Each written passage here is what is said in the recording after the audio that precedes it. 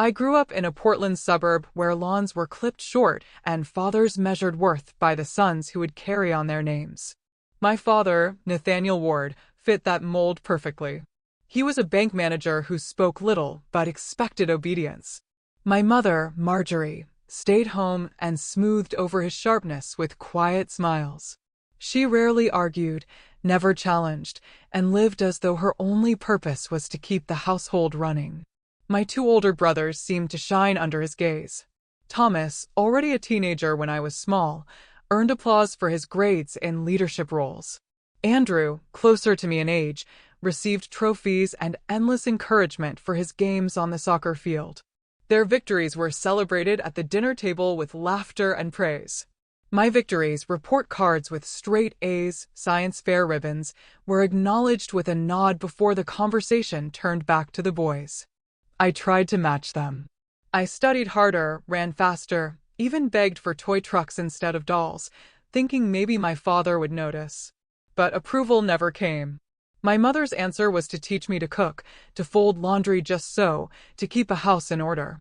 These are skills that will make you valuable one day, she told me. Valuable to someone else, she meant. When my mother became pregnant again, my father declared with certainty that the baby would be a boy. He painted the nursery blue before she was even showing. And when Daniel was born, he treated it as proof of destiny. He posed for photographs, passed out cigars, and called him the family's future. I was 10 years old enough to understand that I had become unnecessary. The morning they told me, the sky over Portland was gray and damp, the kind of weather that usually meant hot chocolate and blankets. Instead, my father cleared his throat over breakfast and announced that I would soon be living with a better family. He spoke as if he were finalizing a transfer at the bank, not discarding his daughter. My mother sat beside him, eyes lowered to her plate, fingers twisting the hem of her apron. At first, I thought it was a punishment, that maybe if I apologized for not being enough, too loud, too quiet, too much of a girl, they would change their minds. But their calmness left no room for negotiation. My father gave me until the afternoon to pack. "One suitcase," he said. "Only what's essential." I walked to my room in a daze, staring at the pale pink walls that had never felt truly mine. I opened the closet and stared at rows of dresses, school sweaters, hand-me-downs from cousins. What was essential? I folded 2 changes of clothes, slid in the paperback books I had read until their spines cracked, and tucked my worn stuffed rabbit into the corner. On top, I placed a framed photo from Christmas, the last one before Daniel was born. In it, we looked almost like a family, and I wanted proof that once I belonged. That afternoon, they drove me downtown and parked outside a squat brick building with a faded sign, Family Services. The woman who met us at the door had a clipboard and a tired smile. My father filled out forms briskly, handed over the suitcase, and shook her hand like he was closing a deal. My mother hugged me once, lightly, whispering that I'd understand when I was older. Then they walked away without looking back. That night in the group home, I lay on a narrow cot that smelled of bleach, clutching the photo against my chest. I made a promise to myself in the silence. I would never again beg anyone to love me, and I would never forget the day I learned what I was worth. The group home was only the beginning. Within weeks, I was placed in my first foster family, a crowded house on the east side of Portland, where 6 other children already shared too little space. The older ones bullied the younger ones, and the foster parents operated more like wardens than caregivers. Meals were quick and loud, beds crammed into rooms with peeling wallpaper. I learned to keep my head down, to stay quiet, and to vanish into the background where no one could single me out for trouble. When that placement collapsed under its own weight, I was sent to a childless couple in their 40s who spoke gently at first, calling me sweetheart and buying me new shoes. For a few weeks, I thought maybe this was what a family was supposed to feel like. Warm dinners, questions about school, a softness in the air. But by the second month, their patience thinned. They wanted a younger child, someone pliable enough to mold into the baby they had never had. At 10, I was already too independent, too scarred. And one morning, I was packed up again like an unwanted parcel and sent back to the agency. The next stop was a tidy suburban home with manicured lawns and locked cabinets. The parents were punctual with rules and allowances, but their eyes lingered on the stipend checks more than on the children they took in. I was a line item in their monthly budget, another mouth that earned them money. Their smiles never reached their eyes, and I stopped expecting them to. In those years, my strategy became survival through erasure. I folded into corners, filled notebooks with careful schoolwork, and avoided asking for anything beyond what was required. Teachers praised me for being studious, but none of them saw that my silence was not discipline. It was defense. The only one who seemed to notice was my social worker, Elena Torres. She arrived each month with a clipboard and sharp eyes that missed little. "You're bright, Celine," she told me once, leaning across the table in the agency office. "But you're hiding behind those grades." I didn't answer. I didn't know how to. And yet part of me wondered what she saw that others did not. A question that lingered as she began to mention a man named James Calder.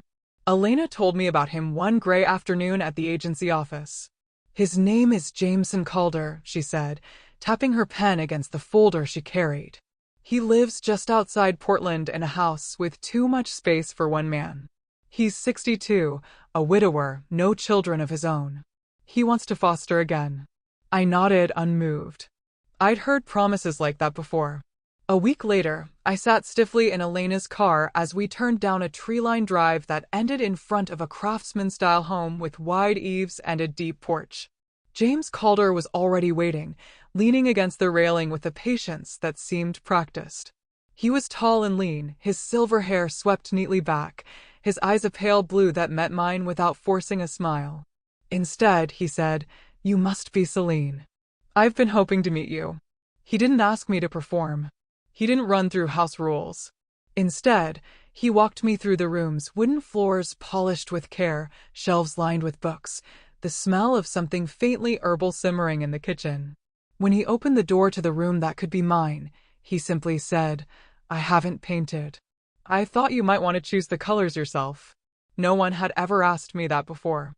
In the weeks that followed, I tested him with silence. He answered with presence.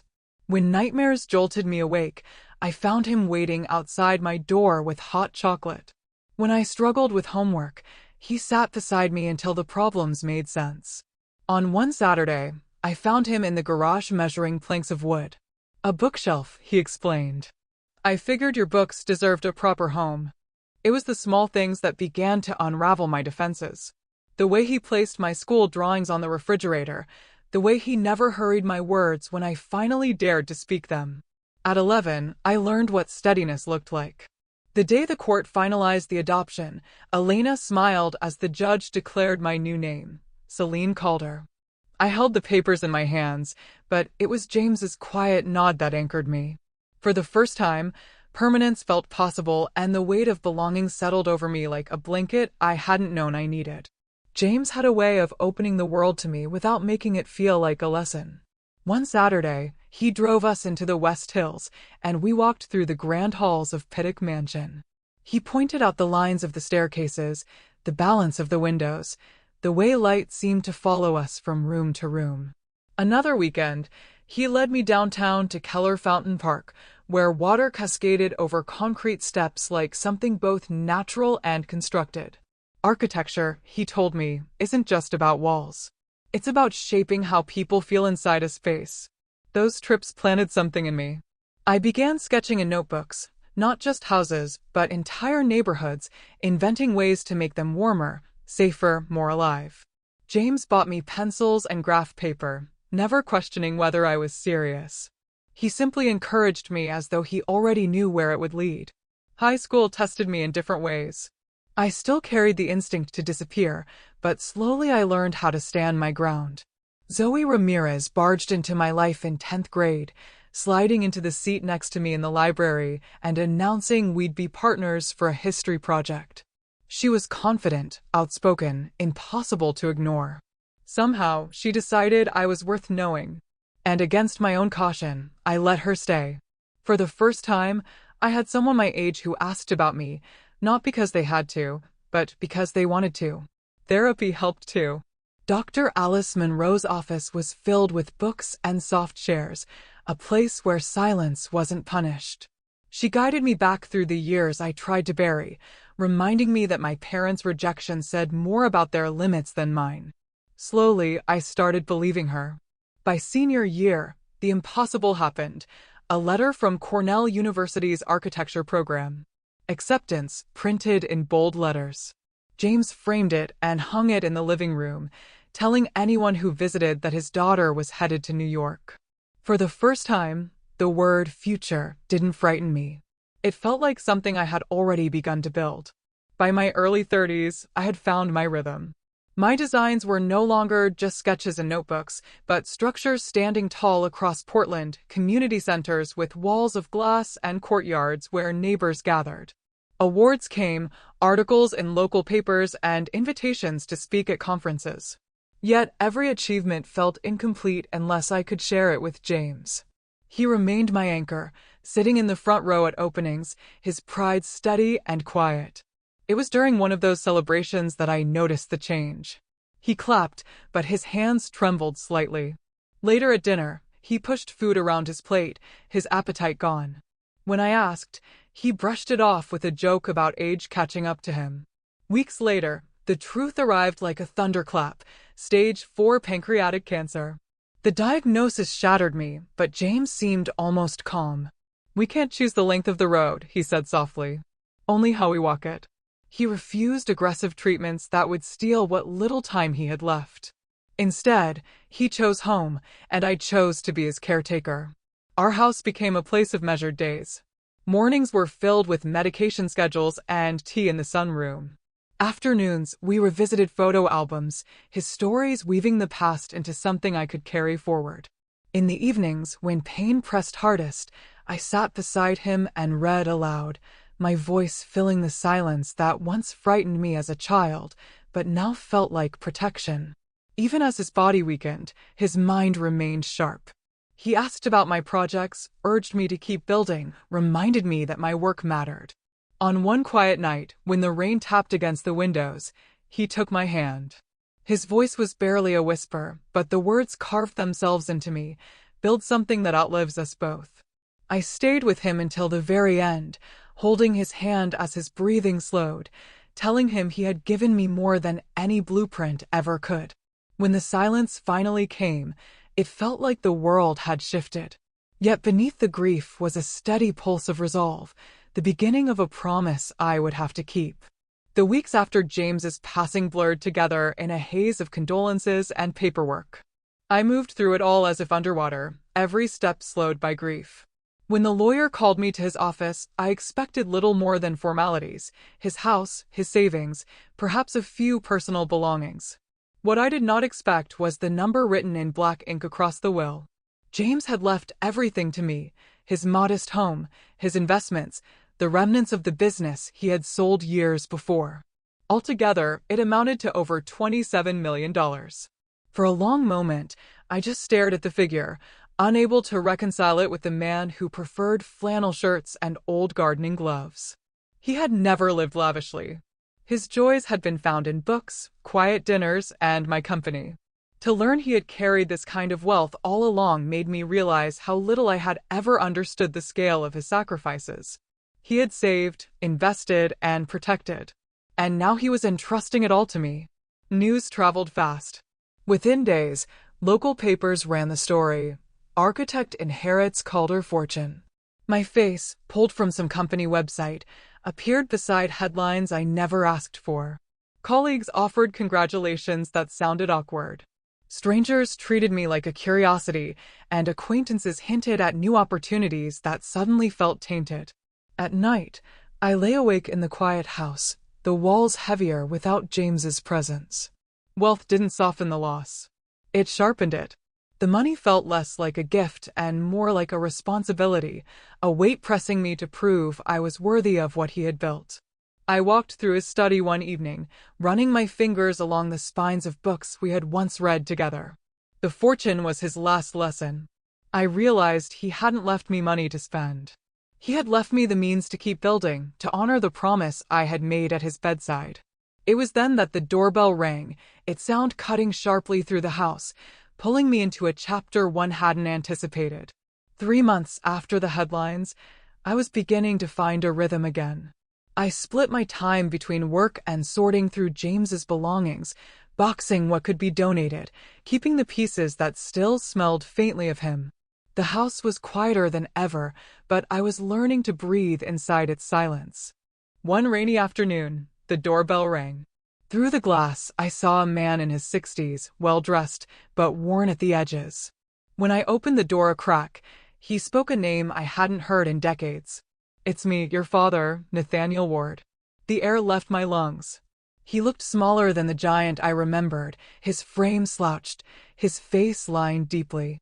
Yet the arrogance lingered in the way he tried to step past me into the house. Behind him stood a younger man in a suit, briefcase in hand. Nathaniel offered a rehearsed smile. "I've been looking for you for years," he claimed. "When I read about your inheritance, I knew it was finally time to make things right." I didn't invite them in. I let him talk on the porch, his words tumbling out about regrets, mistakes, and how family should forgive. The lawyer cleared his throat and spoke of reconciliation and shared legacy. My hands tightened around the doorframe as I listened. It was not remorse. It was strategy. That night, I called a private investigator. If Nathaniel had reappeared after decades of silence, I wanted the truth. A week later, the report landed on my desk. Gambling debts piled high, foreclosure on his last house, jobs abandoned, bridges burned. My brothers, the sons he had once prized, were both estranged. One had cut ties years ago after endless financial demands. The other hadn't spoken to him since college. The image was complete. This was not a man returning to mend bonds. This was a man circling the sun of money. For the first time since childhood, I felt no need to beg for his approval. When his lawyer called again to request a meeting, I agreed, not to reconcile, but to confront. We met in a polished conference room at my lawyer's downtown office. Nathaniel arrived late, swaggering as if the delay were meant to prove his importance. His lawyer sat down a worn briefcase, and Nathaniel leaned back in his chair with the air of a man convinced he held the upper hand. "You've done well for yourself," he began, his voice carrying the same sharpness I remembered from childhood. "But blood counts for something. That fortune is part of my legacy, whether you admit it or not." I let him speak, watching as he dressed his demands in words like family and heritage. Then I slid the investigator's report across the table. Pages of debts, foreclosures, and failed schemes lay exposed between us. "You forfeited any claim to me the day you signed those papers," I said evenly. "You never looked for me until money was involved. I owe you nothing." His smile faltered, and for the first time, I saw a flicker of the desperation behind the performance. "So that's it? You're going to turn your back on your own father?" "I'll offer one thing," I replied. "Rehab funding, nothing more. If you want a future, it won't be through me. It will be through getting help." The lawyer shifted uncomfortably, sensing the meeting had collapsed. Nathaniel's face hardened, but he said nothing more. As I stood to leave, I felt the strange lightness that comes from closing a door that should never have been open. Days later, I received an email from Jason, my middle brother. He had read about the inheritance and recognized my name. His words were hesitant but sincere, an apology for being silent when we were children, for not protecting me when he should have. We agreed to meet for coffee, cautious but willing, the first tentative step toward a bond left unfinished. It was a reminder that some doors, carefully opened, might still lead somewhere worth walking. The idea came slowly at first, like a seed pressing through soil. With James gone, and the inheritance heavier than I could carry alone, I knew the money had to mean more than stability for me. It had to be transformed into something that would honor the man who had chosen me when no one else would. That's how the Calder Foundation for Family Futures was born. We built the first project in Portland, 20 units of affordable housing for young adults aging out of foster care, with a community center downstairs and counseling services on site. I walked through the halls before the opening, running my hands along the freshly painted walls, remembering the nights I spent in group homes, desperate for permanence. Now, here was a place designed to give others the belonging I had once been denied. The day of the ribbon cutting, I stood at the podium with the press gathered, my name still new to them, but the mission already alive in me. I spoke of James, of the life he had built for me, and of the promise I had made to carry it forward. Family is not blood, I told the crowd, my voice steady. It is choice, commitment, and love. And when we choose each other, we build something stronger than inheritance. We build a future. As the ribbon fell and applause rose around me, I reached for the silver key pendant James had given me years before. It warmed in my hand, no longer just a symbol of a home he opened for me, but of the lives now being opened for others. When fortune and freedom finally land in your hands, which future will you choose to build, and for whom?